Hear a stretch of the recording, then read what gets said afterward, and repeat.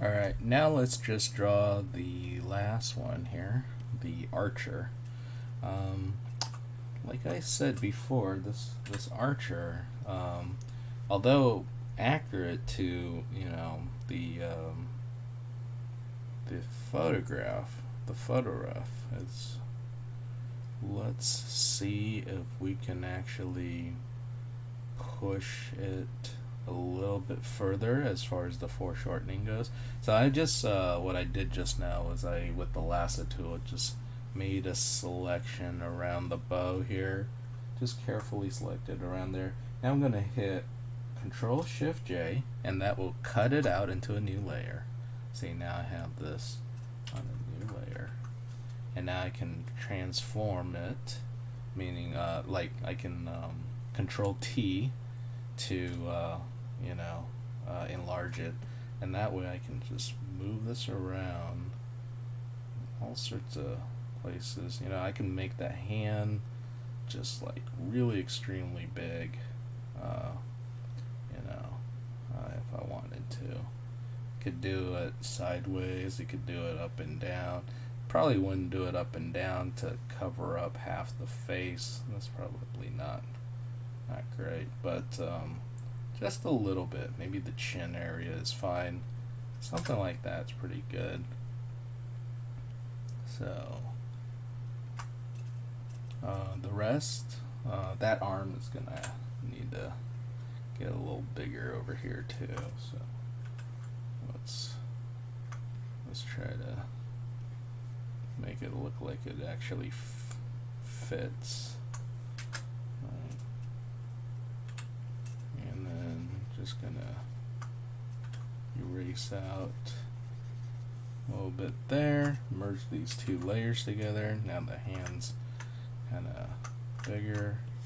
You could probably be leaning forward a lot more too. So that's the other part where you can just now select this entire torso and then hit Control Shift J, and that cuts it out into a separate layer. And now we can actually play around here too, maybe with the proportions, like whoa, like he's crouched down more, maybe, play with the pose until you're happy with it. Maybe he's like sliding forward. That might be kind of a neat idea as well. But it's kind of fun. A little bigger, and the changes are kind of subtle. If you change it too big, then things can start looking kind of whack as far as being out of proportion and stuff. So you gotta be careful. I mean, I used to, fall into that trap too. It's like, oh, if a little bit is good, then a whole lot would be so much better. Sometimes it just makes it look wrong. So you gotta just be careful with that. So here we go. The feet probably not as important. And then let me rotate this until it kind of fits in that frame. Okay. I'm not sure. See, like this is kind of boring. This is weird. Well, I don't know. He's hanging off the side of a tree. Then you would have to figure out how the heck is he sticking onto the tree? Is he tying himself to it? If he's upside down, I'm not sure. That might be kind of fun, like an upside down character. It's like acrobatically actually hanging. I would have to change the leg pose, but that might be kind of unique and fun to look at. Let's see. What about a more extreme close up?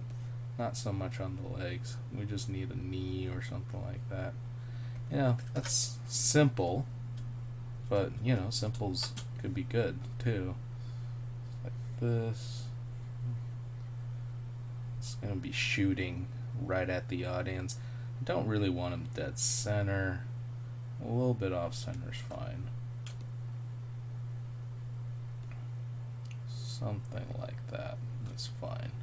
Alright, so B, I'm just gonna finish up the tree branch that this person is standing on right here. Tree branches are interesting formula. The rules on the tree branch is, well, it gets thicker as it gets closer to the tree trunk. You don't generally have it get thicker as it goes away from the tree trunk, so it's got to get thinner and thinner and thinner as you go, and then you probably want to split it off, into smaller and smaller bits, and you don't want it always to split off the same, right? So sometimes there's tricks like a bend. What does a bend mean? Well, a bend means there was going to be a branch that was going to come out this way, but then it broke off, right? But then that's the idea there. And then from here we could actually put in a tree trunk, like the main tree trunk right here, so that we can frame the right hand side of this. Right. That kind of thing. It's cool. And then maybe some leaves. Right. And then we could play with something called dappled light, which I could show you what that means. But basically the sunlight is coming in through the canopy of the leaves, so you get like shadow patterns of light and dark on the character. Cool. Alright, now that I've got all this, now I'm just gonna start with my, I should group these two. Select these layers and hit Control G. Now I've got that on a separate layer. Got everything on separate layers. Now I can start doing the value study over the top of it. So what I'm going to do is I'm just going to use this marquee select, which is the square, and I'm just going to select within the frames of all of these.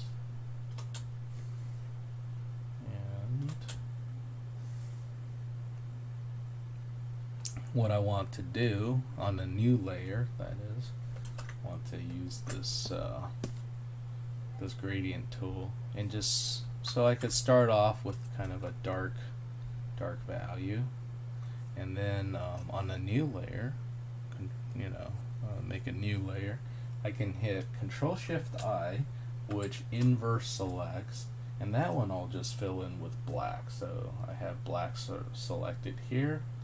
I'm gonna go to this paint bucket tool and just click that. I could have also done this, which is Alt backspace, which also fills in whatever you've got selected. Cool. So now on this new layer, this is kind of like my frame layer, and then this layer is kind of my gray layer that I can work off of. Okay. So with that, you can go lighter or darker, and I'm just gonna, I don't know, start off by, remember, you gotta like figure out what is your foreground, middle ground, and background. So first off, this character right here is definitely in front of the character that's chasing after him. So I'm going to make him a little darker. So I'm going to go to the black again. Instead of the paint bucket tool, I'm just going to go up to here, the gradient tool. I'm just going to swipe. Actually, let me go with the separate layer. I'm just going to swipe, make him a little darker than that, right? So that he pops out from the background. I'm going to do the same thing right here with the archer. Boom, boom, boom.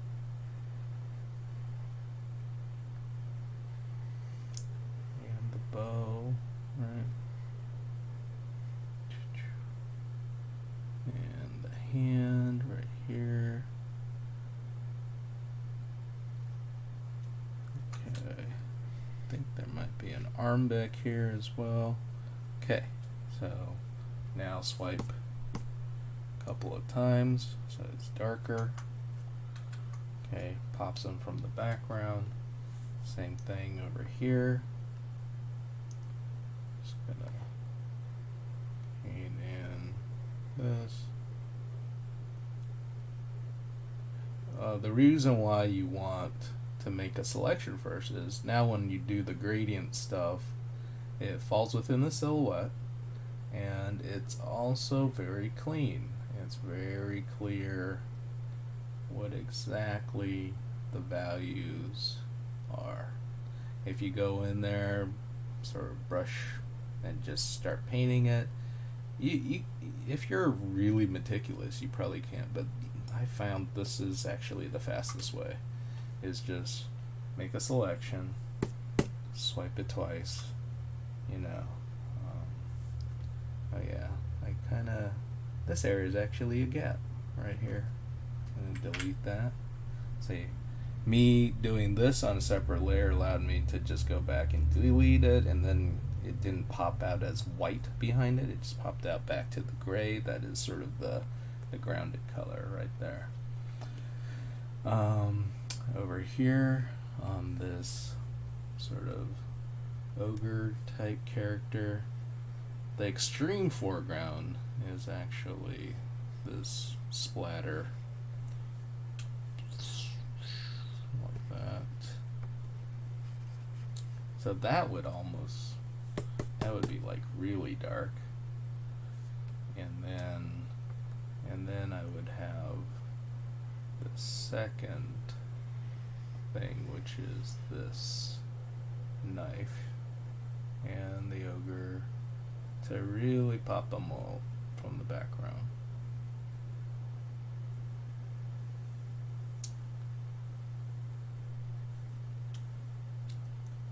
I kind of don't like the fact that this guy's got the same exact pose as my knight. It kind of bothers me. But I'm probably not going to choose the ogre the more I think about it. I accidentally put a gradient without a selection. Here we go. Okay, so that gets darker. Something like this. Bam. Okay. Now I can go in and make a selection around, do another layer, do a selection around this turtle, often behind this guy.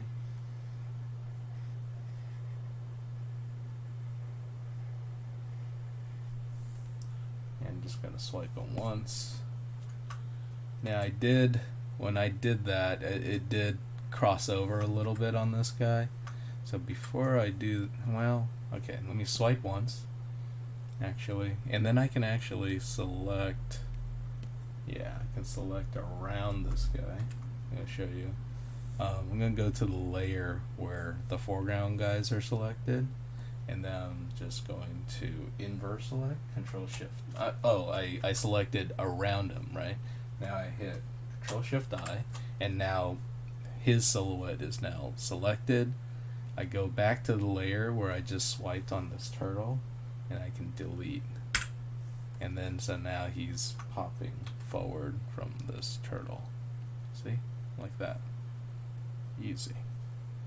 And then I don't know what's on the background, but you can do the same thing with this other stuff too. So for example, got the trees.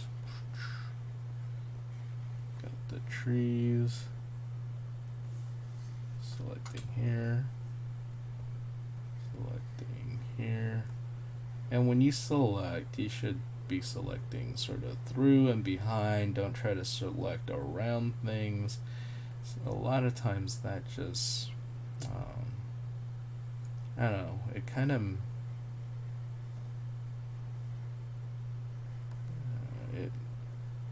people can tell you're selecting around things as opposed to making, you're like nervous with your selection.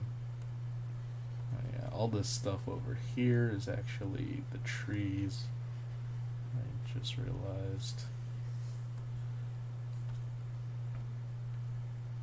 And then I'm gonna swipe it once so that we've got that.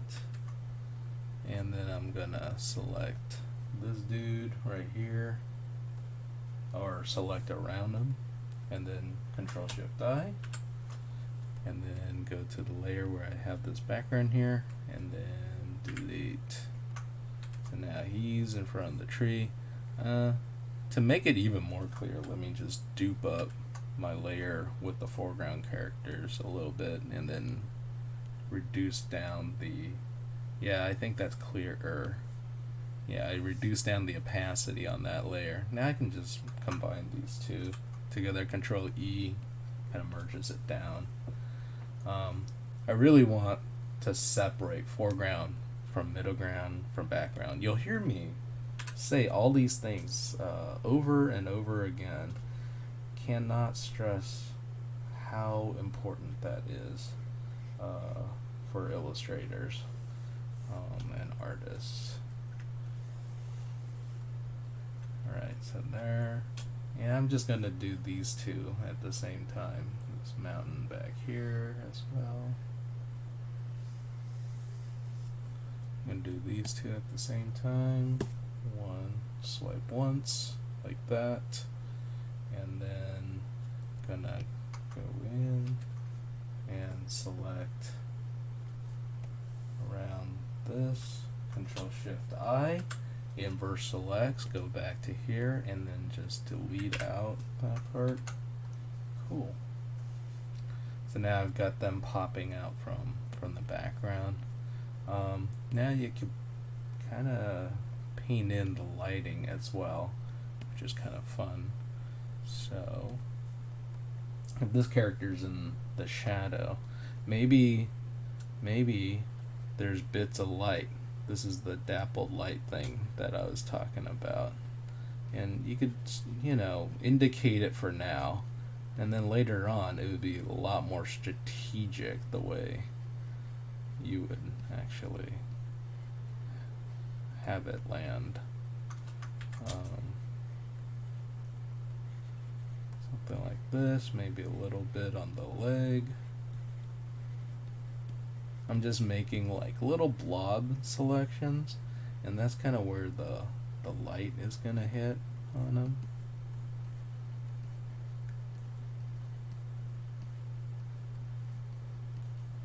I'm just making a little selection, and I'm actually going to go in with like a lighter color.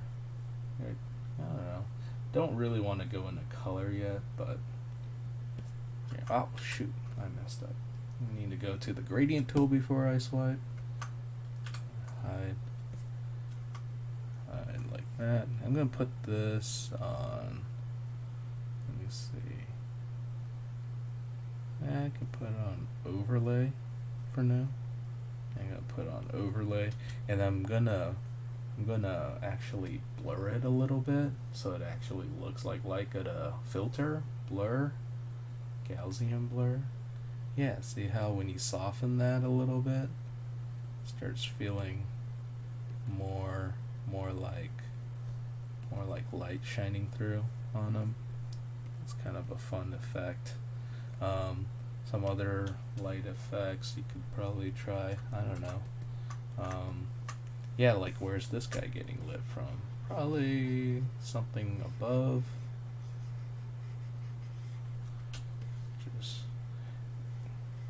And this is stuff that can change later, but I'm just kind of doing a general pass first. I've got the nose, got probably some cheek or something, got the top of the shoulder and the arms. Again, this is thinking about that as a cylinder.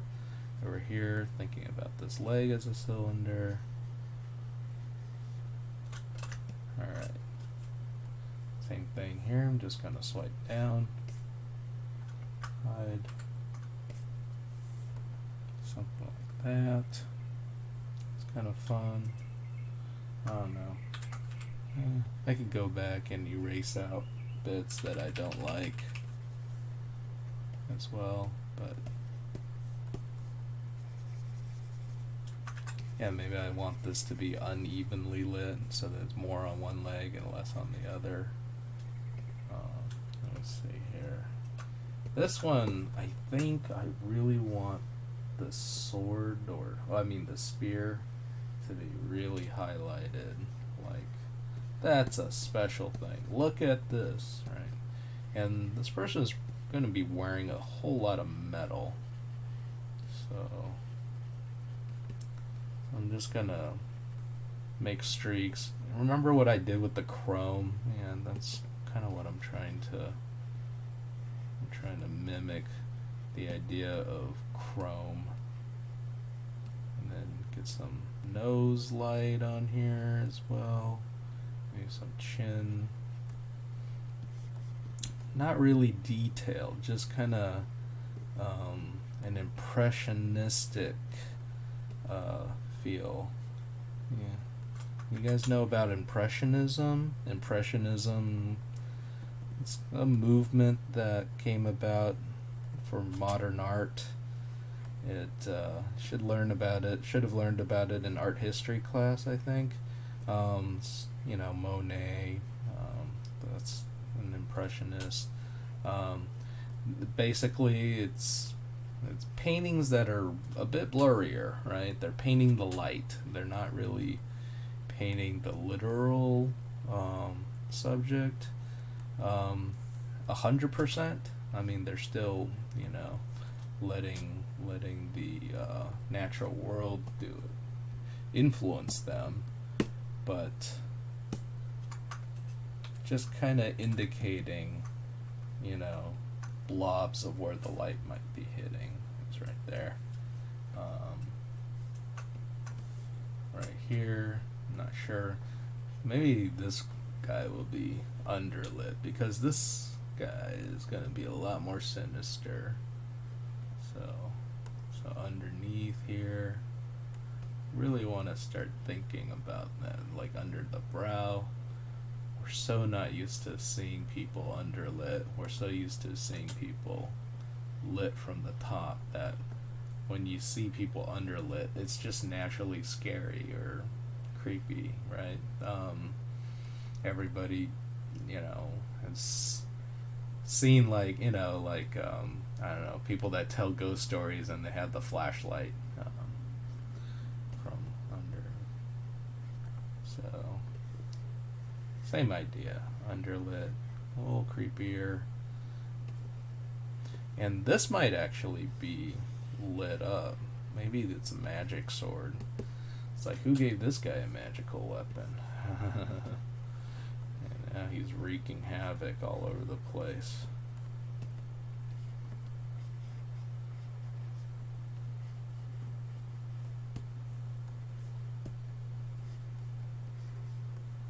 Alright, let's see if this works.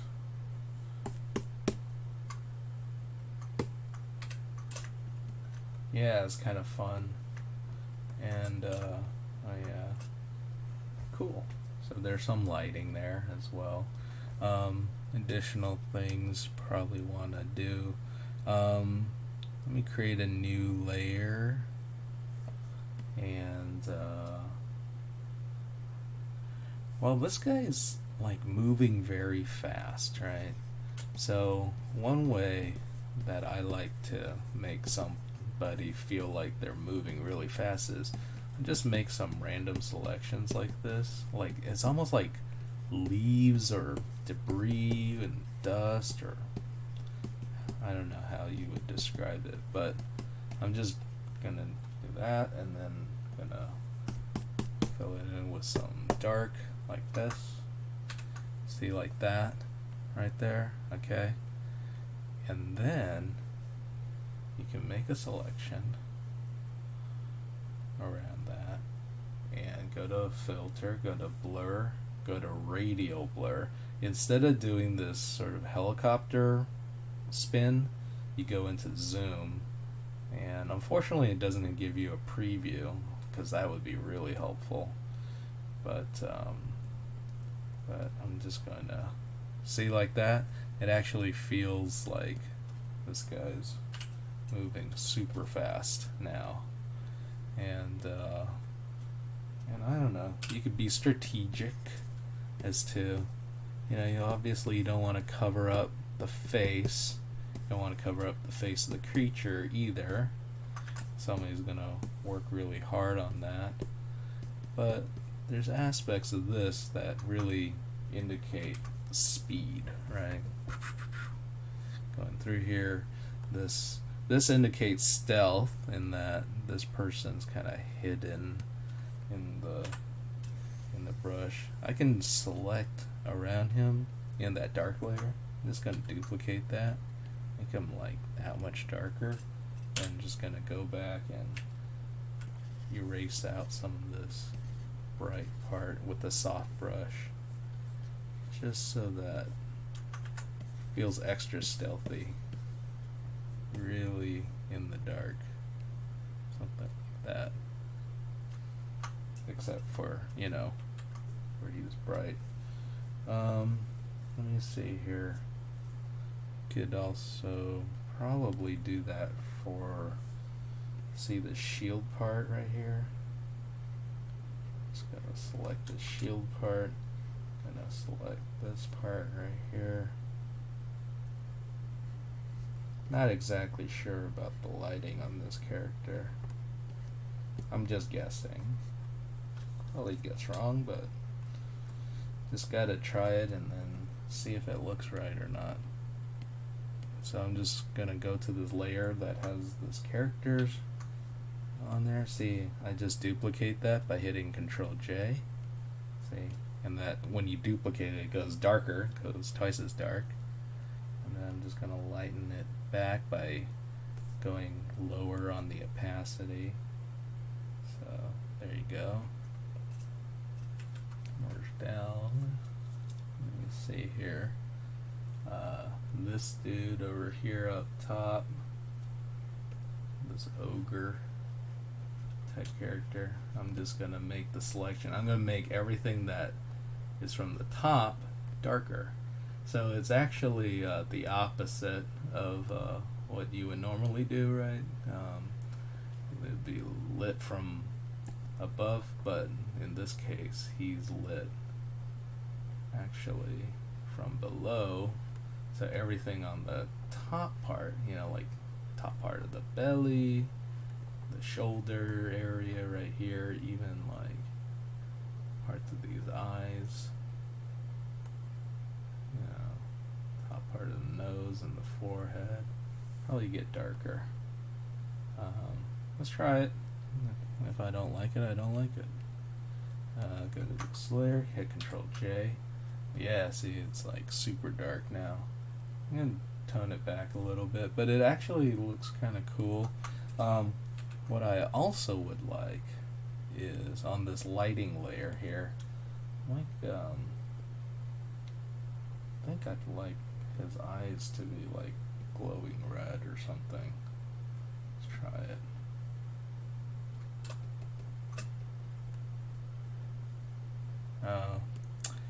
Needed a I'm just gonna go back to the shadow layer, erase out a little bit around the eyes. Yeah, see now, there. Boom. Scary. Okay, cool. All in all, that's pretty good. Oh, the homework assignment was for 5 of these. So please do 5 as opposed to, I only did 4 here. And that'll be due next week. So right now is the week. Today is the 4th. So on the 11th, Saturday, the 11th of April, give me 5 thumbnails. It just has to be grayscale and kind of a little illustration that sort of the blueprint, the initial thoughts, the thumbnails of what you would like for your sort of key art style illustration. Okay. Look forward to seeing it. And all this is just so that I have choices for later on. I can, I don't know, like I could always go back and, if I end up just doing one out of the four, yeah, but I already put thought into the other ones. I can actually go back and make finished paintings out of the other ones too. So I don't think work is necessarily wasted here. It's always good practice as well, to think about this stuff. Here, I'm doing some last minute stuff here where I noticed that the creature in the back there could use some shadow. That's kind of cool. And then this character in the foreground can also use some shadow. It's right here. I really want that arm to kind of pop out a little bit, so let's try this. Just Control J. Yeah, that's kind of cool.